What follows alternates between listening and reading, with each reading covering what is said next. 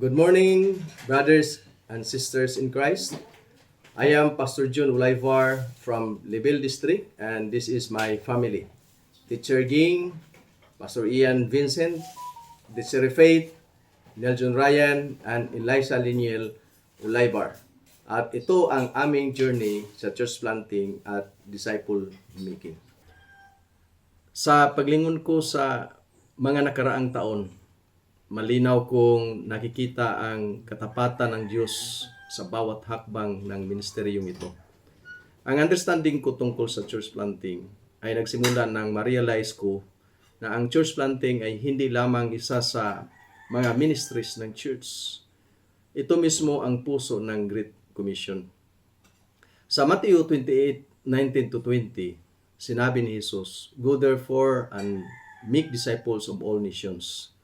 Nang mas maunawaan ko ang passage na ito, na-realize ko na ang mission ng church ay hindi lang para sa mag-gather ng mga tao tuwing Sunday worship.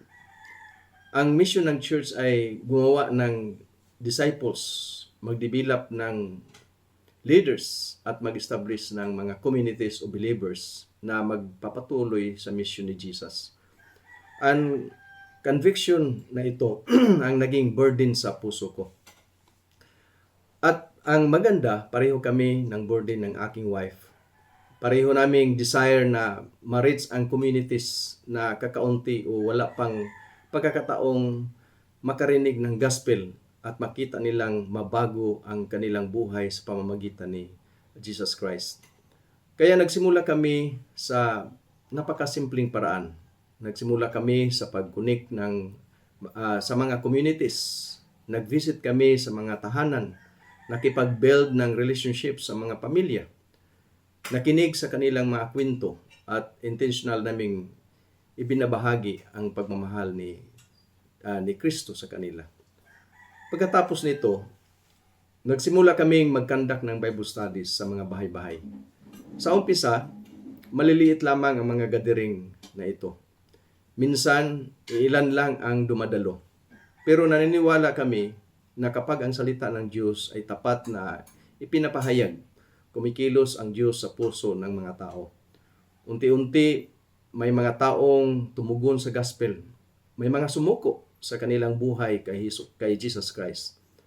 May mga pamilyang lumalago sa kanilang pananampalataya. Mga buhay na nabago at nakaranas ng pag-asa at transformasyon. Habang patuloy na lumalago ang mga Bible study groups na ito, naging maliliit silang fellowships at eventually ay naging mga local churches. Sa biyaya ng Diyos at sa tulong ng aming mga ongoing disciples na kalaunan ay naging mga pastors at ministry leaders. Nakapagtatag kami ng 7 daughter churches. Kapag tinitingnan ko ang 7 churches na ito sa ngayon, nakikita ko silang mga testimonies ng faithfulness ng Diyos at ng power of multiplication. Hindi sila naitayo dahil sa isang tao lamang. Naitatag sila dahil ang mga disciples ay naging disciple makers. Ang mga leaders ay naging multipliers. At ang mga believers ay tumugon sa tawag ng Diyos na maging bahagi ng kanyang mission. Ang experience na ito ay nagturo sa akin ng isang mahalagang lesson. Ang church planting ay hindi tungkol sa isang pastor na gumagawa ng lahat. Ang church planting ay nangyayari kapag ang ordinaryong believers ay na-equip upang maging disciple makers at leaders. Habang patuloy kaming ginagabayan ng ating Panginoon, nagbukas siya ng isa pang mahalagang opportunity sa aking buhay. Nagkaroon ako ng privilege na matrain sa TNET Philippines o Training for Network.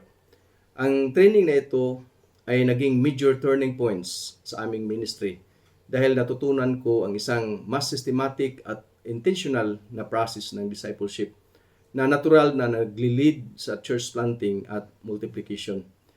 Isa sa pinakamahalagang natutunan ko sa TNET ay ito. Ang bawat local church ay pwedeng maging at dapat maging active participant sa pagtupad ng Great Commission.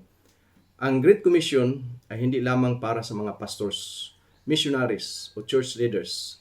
Ito ay responsibility ng bawat believer at bawat local church. Ang process na aming natutunan ay nagsisimula sa pagbuo ng isang primary group sa loob ng local church. Ang primary group ay binubuo ng mga potential leaders na handang matuto, lumago at ma-equip para sa ministry. Intentional naming kasama sila. Tinuturoan namin sila ng salita ng Diyos.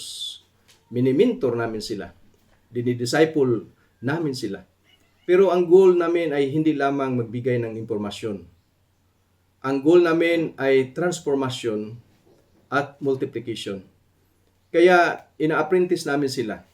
Tinutulungan namin silang matuto, hindi lang sa pakikinig, kundi sa aktual na paggawa ng ministry kasama namin.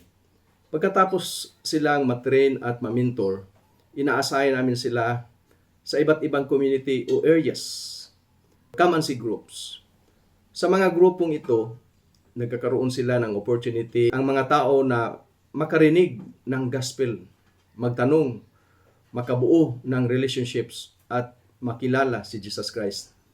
Habang may mga taong tumatanggap kay Kristo, ginagabayan namin sila sa mas malalim na discipleship.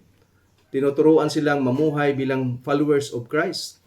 Sundin ang kanyang mga utos at lumago sa spiritual maturity. Pagkatapos nito, ang mga bagong believers na ito ay ina-apprentice rin upang magsimula ng panibagong come-and-see groups sa sarili nilang communities. Dito, nagsisimula ang multiplication. Disciples make disciples. Leaders develop leaders. Groups multiply into more groups. Communities reach with the gospel. At eventually, ang mga small groups na ito ay maaring maging house churches at kalaunan ay maging established local churches. Nang makita ko ang effectiveness ng process na ito, nagbigay ang Diyos ng panibagong burden sa aking puso. Na-realize ko na ang vision na ito ay hindi dapat mananatili lamang sa aming local church. Maraming local churches ang gustong maging bahagi ng Great Commission.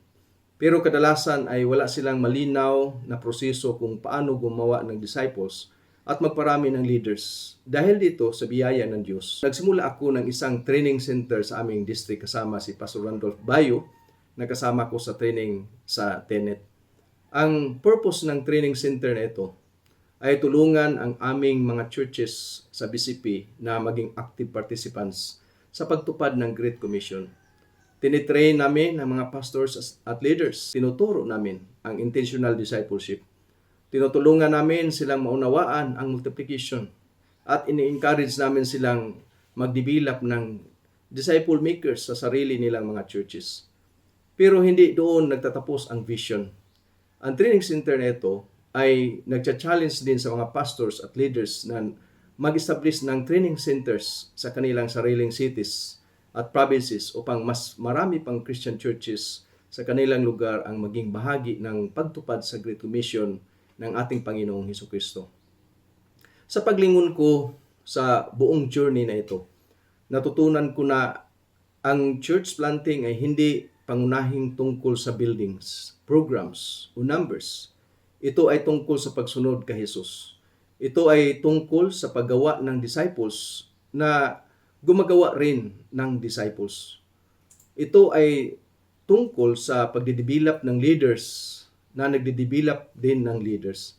Ito ay tungkol sa pagtatag ng mga churches na nagtatanim din ng mga churches.